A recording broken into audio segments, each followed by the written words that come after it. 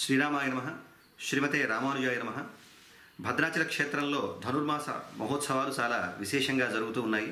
మనకి మాసాలలో ధనుర్మాసం చాలా ప్రత్యేకమైనటువంటి మాసము. దేవతలకు ఈ మాసం మనకి బ్రహ్మముహూర్త సమయంగా చెబుతారు.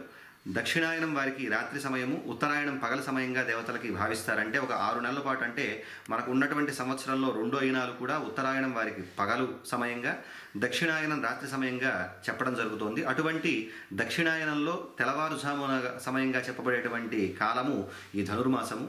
ఆనాడు గోదాదేవి ఈ ధనుర్మాసం 30 రోజుల పాటు శ్రీవ్రతాన్ని చేసి ఆ రంగనాథుడిని పతిగా పొందింది, దీక్షగా వహించి 30 రోజుల పాటు. అలా అమ్మవారికి సంబంధించినటువంటి ప్రబంధాన్ని తిరుప్పావై అని చెప్పేసి అంటారు. ఆ తల్లి అనుగ్రహించినటువంటి ప్రబంధంలో ఉన్నటువంటి ఒక్కొక్క పాశురాన్ని రోజుకొక పాశురాన్ని అనుసంధానం చేస్తూ విశేషంగా జరిగేటువంటి ఈ కార్యక్రమంలో మనకి 27వ రోజున కూడారై పాశురం అని చెప్పేసి అంటారు. ఇది చాలా ప్రత్యేకమైనటువంటి పాశురంగా మనకు కనిపిస్తోంది. ఈనాడు అమ్మవారు ఈ పాశురంలో చాలా విశేషమైనటువంటి భావార్థాన్ని మనకి తెలియజేసినట్టుగా పెద్దలు చెబుతారు.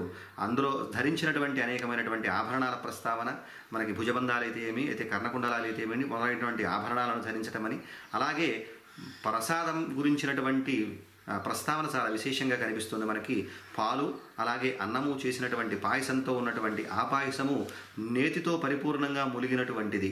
అంతేకాకుండా చేత్తో తీసుకున్నట్లయితే ఆ ప్రసాదాన్ని స్వీకరించినట్లయితేట ఆ చేతిలో తీసుకున్నటువంటి ప్రసాదం నుంచి కారేటువంటి నెయ్యి మోచేతుల వరకు దాకా కారేటువంటి విధానంగా ఈ ప్రసాదం ఉండాలి. అటువంటి ప్రసాదాన్ని కలిసి తీసుకోవాలి అనేటువంటి భావన వచ్చేలాగా ఆ పాసురం మనకు కనిపిస్తోంది.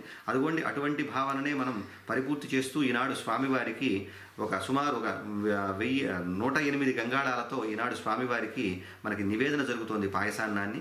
అలా ఈ కూడారై ఉత్సవంలో పాల్గొన్నటువంటి భక్తజనులందరికీ కూడా ప్రసాదాన్ని మనం వినియోగం చేయడం జరుగుతుంది.